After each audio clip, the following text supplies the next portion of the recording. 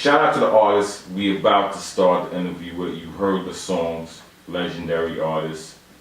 And then those last two records Johnny just played. It had a different feel to it. Not really a different feel because you got the vibe in the earlier records, but the last two records, starting off with the first one, Ready for the War. Yes, sir. Produced by Pete Rock. Yes, sir. Featuring Renee. Renee Nouvelle? Yes. Yeah, exactly. You see, I got excited when I heard the record because we recently interviewed Renee. Okay. And she played the record for us. And the bass man was on fire. Nice. So when I heard the rhythm drop and I heard the record, it got me real excited again to do the interview. So, big up to the artists once again in the house tonight. The legendary hip-hop artist, Mr. Chip Fu. Yes. Introduce yourself for the listeners. Yes, people, what up? Chip Fu from the FU-SCHNICKENS, a.k.a. Jungle Rock Jr. I'm here.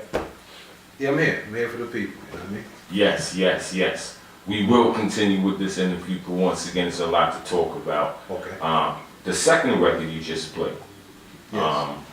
Over a big rhythm, produced by Cali Bud. I believe that's from his label. Right. That record, you just really, you destroyed that record.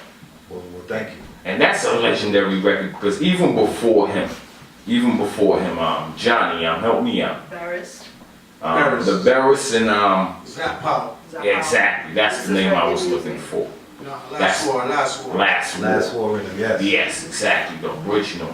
Fix myself. So let's get into the interview. How did that record come about? Well, it happened because of a bet. Because I was telling some people, I was like, yo, nobody never heard me touch any reggae yet. So they was like, if you're going to touch something, you need to touch something that's going to attract the attention of listeners. So I heard the Come Around record, and I said to myself, I'm just going to drop a verse on it. So I dropped a verse on it, but I started hearing the verse on Hot 97, and I was like, well, if it made it to Hot 97, then, let me see what else I could do. But then somebody stopped me and was like, listen, instead of just putting one verse on it, just turn the record into your record. So I said, all right, let me approach it with that mindset and create a piece of work that everybody would love. So I approached it with that mindset, and then the Love Me Sensi record was born, and I was just like, all right, cool. And it got crazy after that, though, because, a lot of people would walk up to me and hand me, what I was singing about, or whatever the case may be.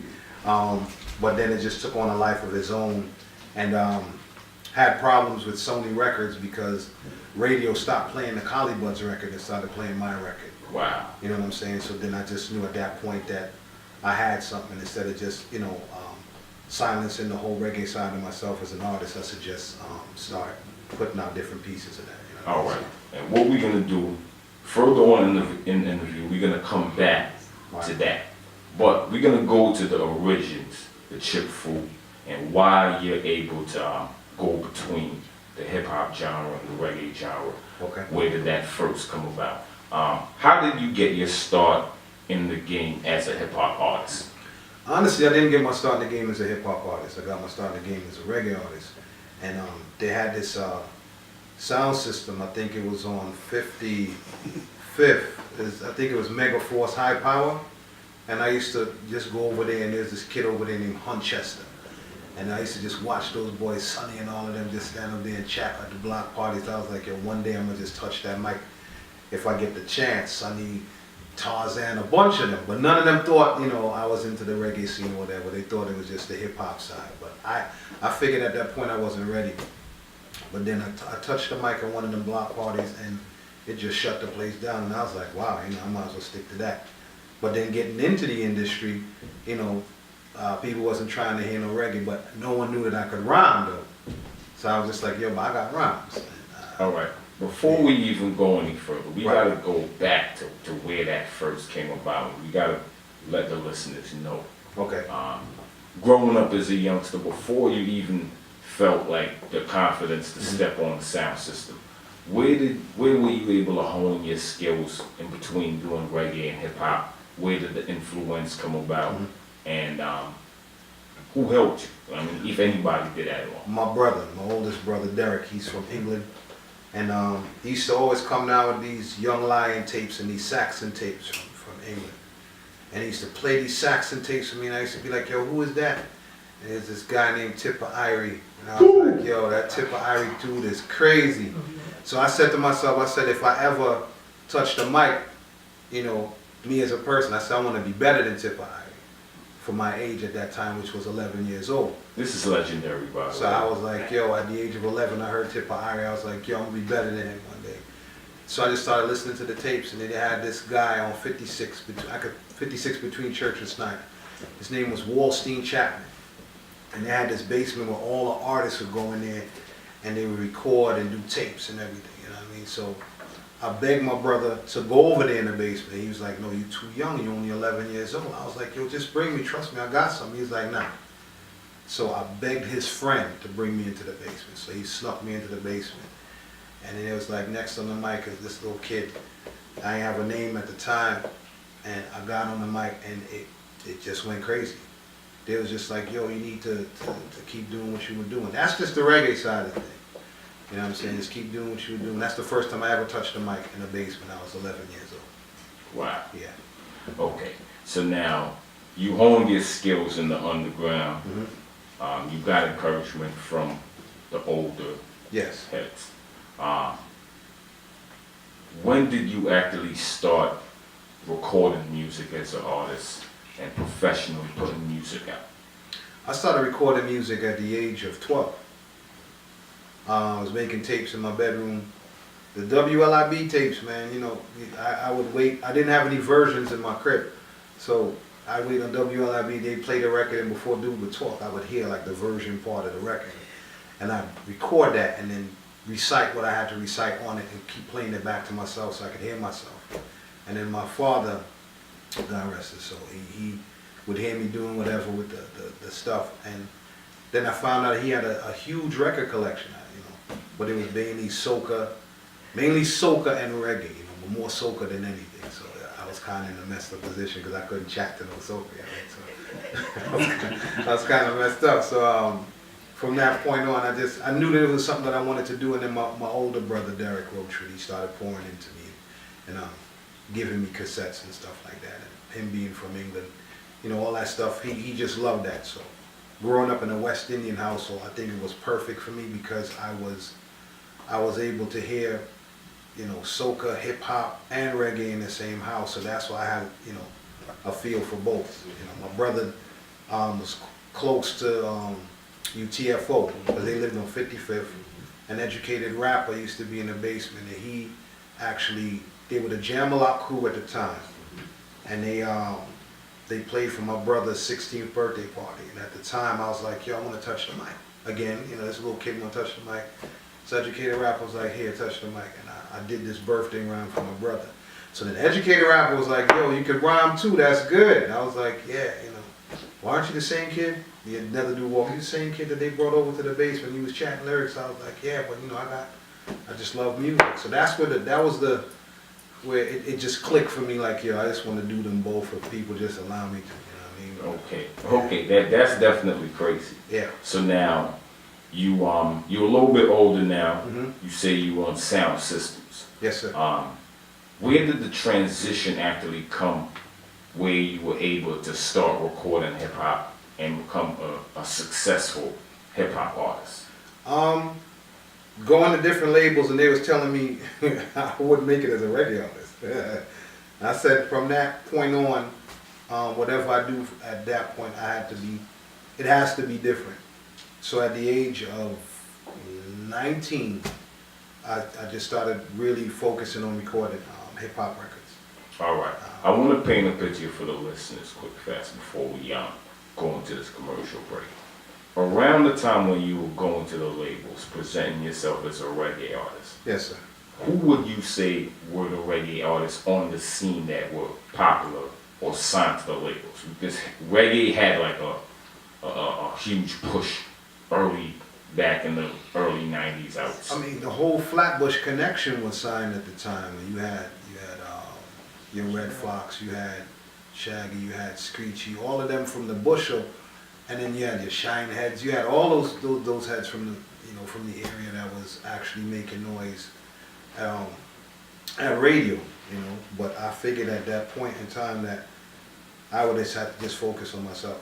Even though the people that were signed were in the neighborhood, I think that was just more push for me. Because you go to a certain place on Utica Avenue, you see them while they're eating their food, you be like, yo, that dude got a record out, man. And I'm over here walking with my bag of clothes to go wash. That was a push for me. That's crazy. All right, what we're going to do is we're going to pay this bill, and you're going to come back with another new record and come back to the interview. Shout out to Chip Fu in the house. Yes, sir. PowerReggae.com, Power Reggae Radio. TGMradio.com. TGM Radio, Power Reggae Radio, PowerReggae.com. We back. Special guest in the house tonight, the legendary, I can't even say hip hop artist anymore. Artist, period. Chip Fu. Thank you. All right. Back to where we left off. Early in your career, you went to the labels presenting yourself as a reggae artist. Mm-hmm. You were not successful No. going that route. So you went back to the drawing board. You had rhymes already laid out. What was your route from there that took you to becoming a hip hop artist who was successful? Well, I said to myself, I gotta prove to them that Caribbean music actually could work. And as far as hip hop goes, you can't really sleep on a Caribbean artist when it comes to hip hop, because the majority of the artists at that time were from Caribbean descent. And I don't think that the labels actually took that into consideration. You know what I'm saying? And I was on a mission at that point to prove myself, to prove that I was right.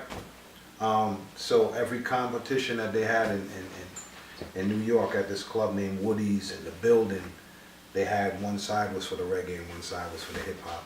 And you win. It was kind of messed up because the hip hop side you win $100, the reggae side you win 50.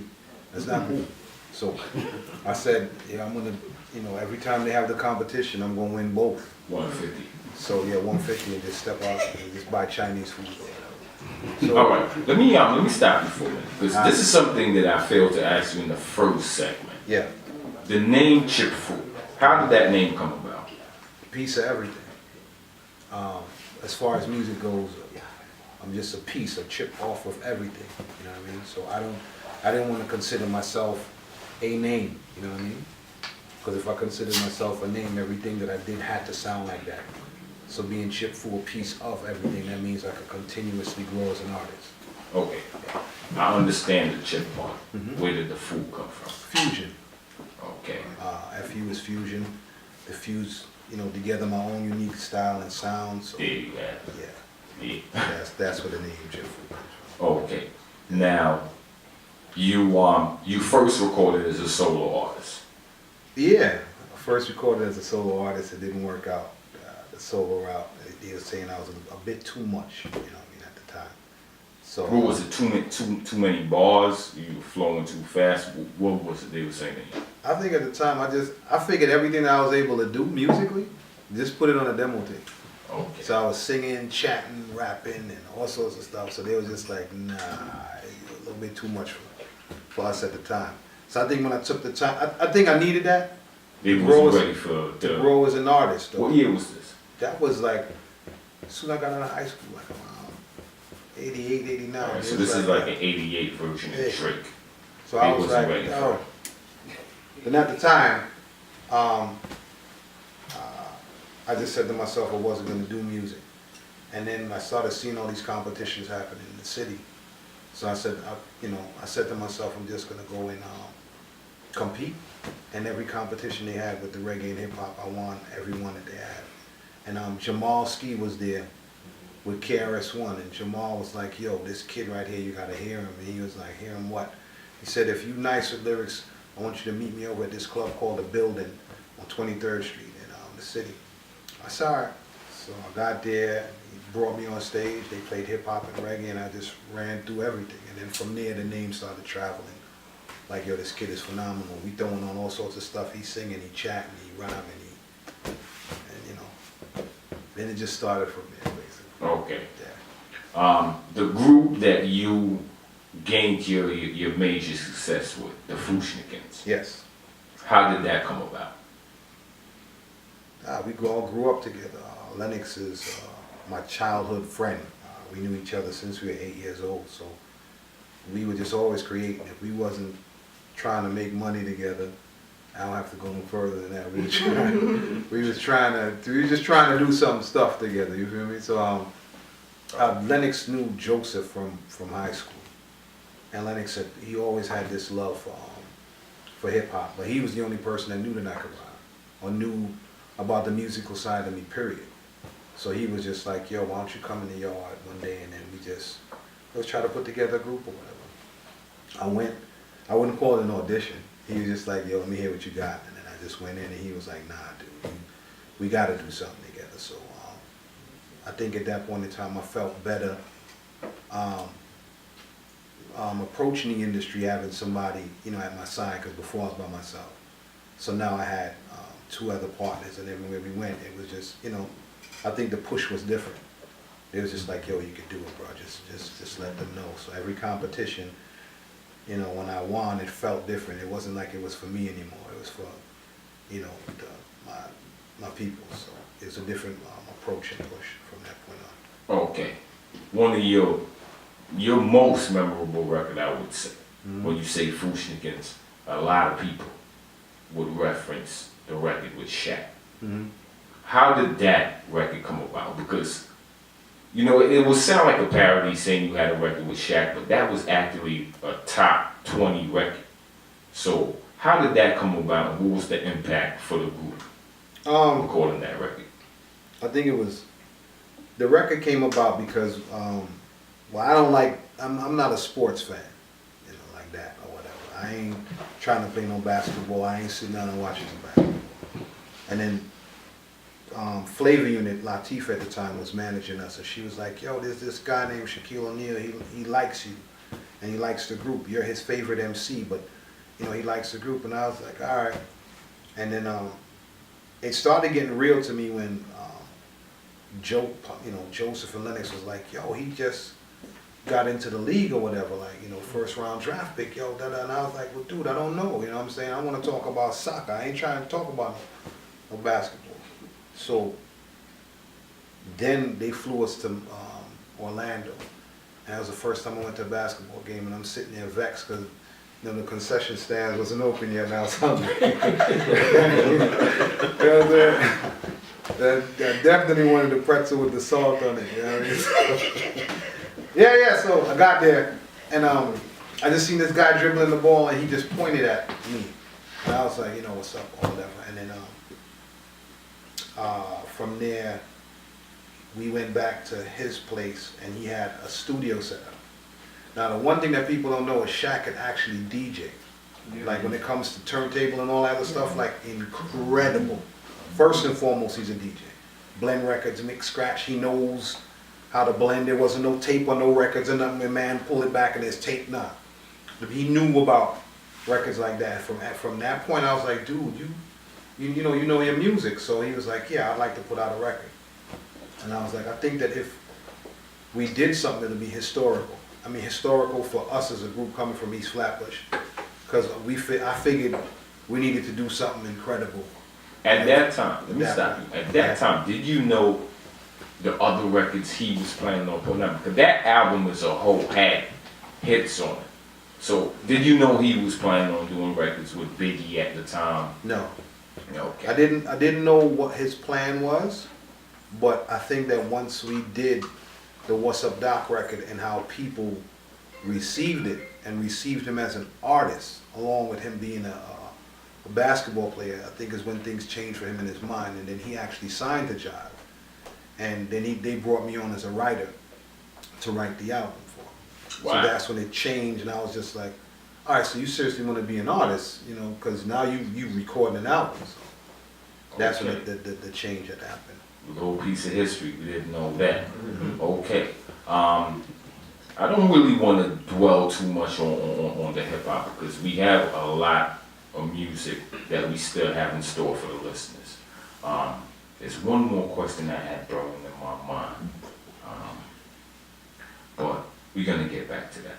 Okay, now you took a break from the hip hop side, Yeah. and you're coming back now. We heard 2 records earlier. You're coming back, and you're coming back strong. Yes. Now, you started off your career going with the reggae and switching to hip hop to further your career. Now you're coming back, and you're coming back to the reggae. What influences in your life made you make that decision? My mother, she was a big advocate for the whole reggae side of things, you know. She's Trinidadian, man. She's like, I don't understand none of that stuff you're saying. So that kind of writing thing, I know what's going on, I writing thing, you know. I was just like, Okay, that's one. But apart from that, as an artist who had success doing hip hop, right. and you're coming back, and because you took a break, that's why I keep saying coming back. I'm saying, pardon me if you don't look at it like that. But you're coming back to the scene as more on the reggae side. I wouldn't say as a reggae artist, but more reggae genre music. Apart from your mother, business-wise, what are you saying to yourself that Chip Fu is going to do reggae and I'm going to go all in with the reggae genre now? Well, I can tell you exactly what I'm doing. Me personally, I just figured that nobody is going to be able to do what I do, personally, when it comes to hip hop and when it comes to reggae. Like I'm extremely humble, and it's just confidence. It's not the big head thing. I think me personally, when it comes to music, my approach when it comes to the reggae and hip hop and getting a double album of that, it's the authenticity on both sides. I never heard it done like that before, and I think me, before I bow out of music, that's something that I would like to accomplish. And see, my sources wasn't 100% because maybe it slipped me, but I didn't know it was a double album. Right. We're gonna get back to that. Let's get into some music. Reggae Radio, Johnny gave you a bonus. The first track was an older track, but it had that reggae vibe to it. Yeah, that was old. And then he gave you that new joint, that legendary joint, on the upcoming album. No, that's from an artist in Canada. I premiered on the record with him. Okay. That was me at the end of the record, but I premiered on the record. And yo, for the life of me, the guy's name escapes me, so don't get mad at me when you see me, Benjamin. I just forgot. All right, but let me ask you a question. You see now, that record again has a reggae vibe to it, so it's building up to the project that you're working on currently. Yes. But what is it that you're still able to link with artists, and artists are linking you to actually do reggae projects, even though you're predominantly known as a hip hop artist? It's strange because I think after Ring the Alarm came out, a lot of people was like, so you do reggae? And I was like, yeah, I dabble in it a bit. And then they would send me records to do, and I would just finish the records and send it back. And I think from there it started building up. But I think the Love Me Sensi record is what really took it over the top, because people were like, first and foremost, I didn't know you did reggae and I didn't know that you could sing. So when the record came out, no one knew that it was me until I did the video. They were just like, yo, this must be just a remix of the song. But then, you know, I mean, God is incredible, because it was added to radio without anybody knowing and everything, and it just kept doing what it was doing. But then when they found out, it was like, really, that's you? Singing and doing all that stuff, they was like, nah. See, you actually brought us back to that subject when I was coming back to that subject. Okay. Because we left off earlier talking about that record, and you know, I didn't want to come to the new stuff as yet, so you know, I kind of put it to the wayside. But now we back to that record in particular. Okay. And you earlier you mentioned the pressure, the blowback that the record received because of its popularity. How were you able to work something out as far as that record, or did you just let it go as a white label and let it do its I didn't even let it go as a white label. DJs just started getting in touch with me and just started playing it. And then at that time, this video company approached me. I think they were called Sandbox TV. And they were like, yo, that record is crazy. I don't even know if you know how big that record is. It's like, it's going worldwide. And then I just started getting booked for shows. And I was just like, y'all booking me for? They was just like, yeah, that Sensi record big, y'all, you gotta come over. All right. So then I was like, all right. At that point in time is when I knew that that record made the mark that it was supposed to make. Did you actually get a chance to speak with Cali, or did he actually, his camp reached out to you? His camp reached out to me on MySpace at the time and was like, yo, dude, that record is a tough record. And we met, there was a show in I forgot the name of the club in Flat, but she was there performing. I think him and Sizzle, and he invited me. And I came, and first and foremost, he thought I was mad short. I was just like, yo, it's me. He was like, yo, you're his security. I'm like, nah, dude, it's me. Performed the record with him at the club. And from there, it just took on a different life in Brooklyn, because when people found out who I was at the time, they were more so shocked and happy that One of their own. one of their own, and that I was able to do a record like that. And it was building up, the steam and momentum at the time. And it did what it did, man. It's a crazy record. So. Okay. Now you see, this is how things work. The hip hop question that I had for you just came back to me. Okay. Chip Fu, one of the fastest rappers that I've ever heard. Mm-hmm. For the younger generation, I know they would say Twister, but for every argument that I've seen online, I've always seen your name mentioned in the argument. As far as the fastest rapper alive goes, how do you feel about that title? Well, see, because of how I'm raised, you gotta speak about them things kind of different, because something that I may say may spark an argument that won't happen here. But I could be honest and say that I am. And I'm not lying. You know what I'm saying? I'm comfortable with that. I can leave here knowing that I didn't lie, and they can't touch me. So I didn't say, you know what I'm saying? It's just the truth. Okay. So we can bring it back to, if you go to Twister when he was Tongue Twister. In his video, he had a song called Peace. And standing right next to him in that video is myself. So Twister and I, we have history. That's my bedroom. Okay. So I could go on record on a few things and say, yeah. Is there anybody apart from Twister that you would put in that conversation? Why do you mean? Is there anybody apart from yourself and Twister that you would put in that conversation? As being the fastest? Yes. Or, I mean, you got a lot of fast people. You got a lot of fast, you got your Busters, you got your Eminems, you got your Tech Nines, you got your bus drivers, you got your, there's just a lot of people that have adopted that form of speech or whatever you want to call it. Of your list. But a lot of those people know where they got that from.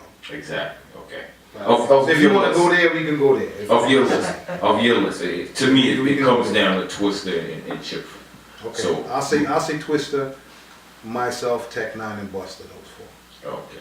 Yeah. Now moving on to the new project that you're doing. Okay. It's a double album. Mm-hmm. Do you have a name for the project? Is there? It's called Warping.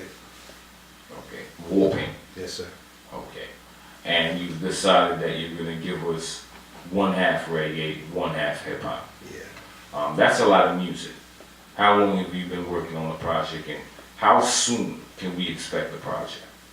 You could expect it tomorrow if it was on me. But I just want people to get it the right way. I don't want it to be a situation where I put a lot of time and energy in it and it just sits on somebody's shelf or it just sits on somebody's page. So I'm just basically at this point in time getting the right people involved to help push the project. So it'll make sense and pick the right records to launch the reggae side of the album. We have a record called Royal Blood that I'm putting together, and I could actually say my man Bungie Garland might be on that record. And I just gotta take it back to my roots. I got 2 soca records, and ain't nobody know about them that side. So, I mean, it's just gonna be music, man. You know what I mean? The hip hop side, I mean, people know about, but I think where I'm at now when it comes to the hip hop, I've matured. And I got some stuff for people when it comes to the hip hop, you know what I mean?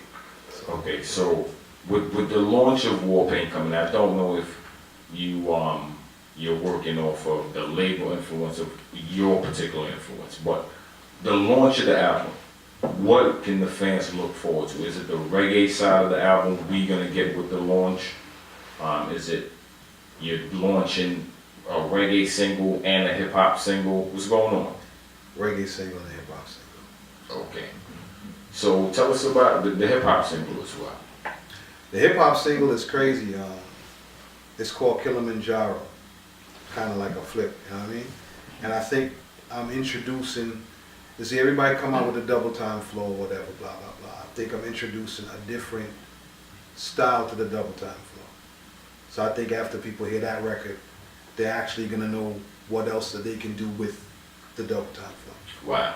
So That sounds exciting in itself. Yeah. If you understood what he was saying just now, he's talking about that same rapid fire flow that you know him for, that you know Twister for, but with a new spin on it. So that's something to look forward to. Production wise, having a double album, how many tracks in total combined on the album? Well, since this is we're in a digital world, it physically, I mean, you're not gonna see the double album physically. I mean, but it is a double album. I think in together it'll be like 22 tracks. Okay. You know what I mean? So production wise, what are you working with? Man, I can't really tell you all that on the production side. I think I just want it to be a surprise. Wow. Just being able to hear myself, Renee, and Pete Rock on the record. Then you never even heard him in that vein of reggae music before. Yeah, that was a big record. Then you never heard Renee sing in that vein and hear Pete Rock chat. That's letting you know that there's a lot of things to introduce, you know what I mean? There'll be a lot of people that you might hear that you've never heard in that vein before, because now they're at a point where they want to, you know, expound on their roots. Okay, so you don't have the date No, for the albums yet, but you're working on your promo for the album. yes. Have you shot any visuals for anything off the upcoming album this year? As far as pictures or video? Videos. Videos, we're now putting that together now, because I think what it is we're telling a story. Every record would blend into the other record. So it'll go from a hip hop record into a reggae record. Oh, And then from there go back into the hip hop. So it's more so telling a story about, there's one video I could talk about where there's a picture on the wall, and there's a picture on the wall is me. And the song begins and the picture on the wall comes to life and steps through the frame, and it's one record. And then goes back into the frame and it's a totally different record. Okay. So I think visually, we have to step it up also so people could, you know, actually get what I'm trying to bring across to people. Okay, so with the launch of all of this coming together, that again, every picture that you've painted for me so far has sounded incredible, something that I'm looking forward to seeing or hearing. Yes, sir. On social media, the videos, the music, the fans, just reaching out to you. Where can the fans find you on social media? Oh, at Chip Fu on Instagram, Chip Fu on Facebook. I don't too much do the Snapchat thing. I mean, with all the ears and all that stuff. I'm too grown for that. To Brooklyn. Too grown. But Facebook, you could find me on Facebook, Instagram, and on Twitter at Chip Fu. Yeah. And for those that know me, Roderick on Facebook also.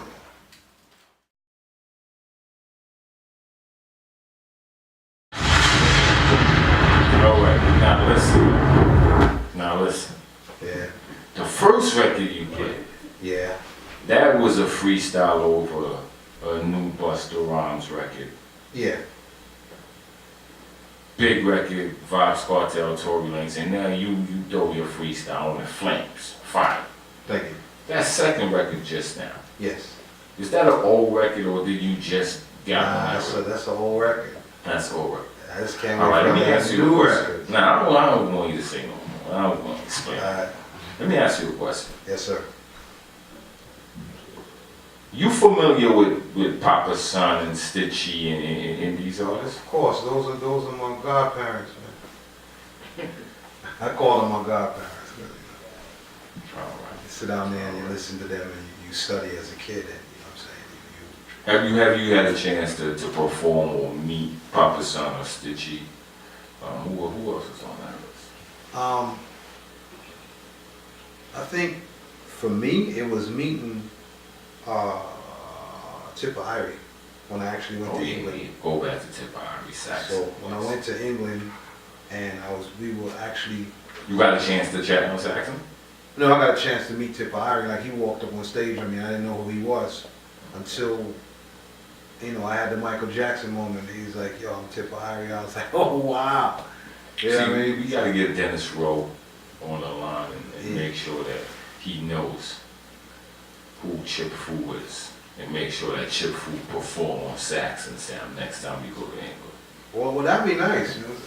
Yeah, no, we can make that happen. That'd be nice. I think, in all honesty, they had this record that they were putting together with this guy Top Cat and all of the double time MCs from out of England, and they reached out to me to get on it, but I was actually touring at the time, and I thought that was just a beautiful move on their behalf to reach out to me, you know. So, you know, big shout to them, but yeah. Screechy down in the house too, by the way. Yeah, that's my brother, like, you know what I'm saying? It's you know how you meet another artist, you may meet an artist and be like, yeah, he cool, but this is like one of the first artists I met that, you know, inspired me in a sense. And I could say that he's a friend, you know what I mean? You just can't call everybody a friend. So growing up, once again, coming back to your earlier days, growing up in Flatbush, you were aware of the whole Vital crew. Of course. Okay, shout So, out to the Vital crew. it was crazy even when I was doing a Lovely Sensei video and I invited him, and when he came I was like, yo, Screechy that balls, yo. You know what I'm saying? It was a good thing. He, you know, yeah, them type of vibes you need back, man. Any shout outs you want to give? Timothy, Marshall Grass Entertainment, big up to them. They've been doing a lot of stuff over, what's the name of the club? Say the club real quick.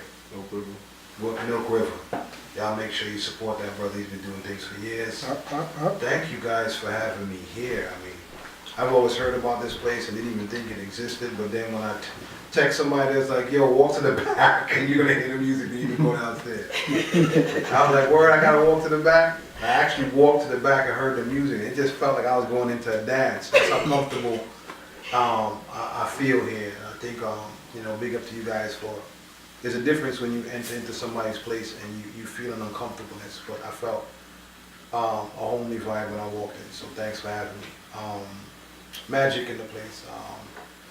Who else? Big up to the FU-SCHNICKENS, man. 25th anniversary tour starting in November. We're only touring, we're not doing any new music for now. That's nice. Big up to all of the producers that are actually coming together to put together this double album.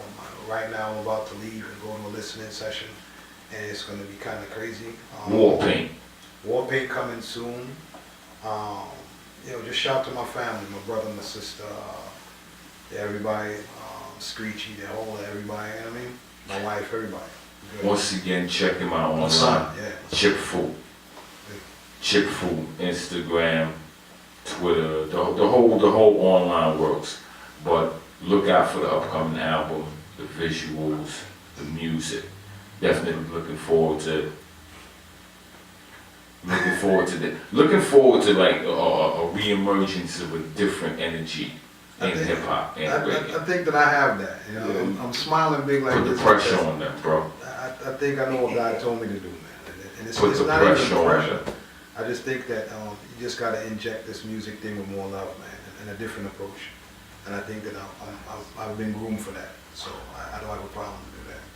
You know what I mean? No, when I say put the pressure on them, I really honestly mean from a musical standpoint, a Family talent figure change all standpoint. that. definitely appreciate an artist that he says a lot, but when you listen to what he's saying, it makes perfect sense. It's a beautiful thing that you've always done and you're still doing. Looking forward to the new music. Once again, TGN Radio, Power Reggae Radio, PowerReggae.com. It was definitely a pleasure. Yes, We're gonna sir. tune out some more new music. Chip Fu. AKA Jungle Rock Jr. It's coming.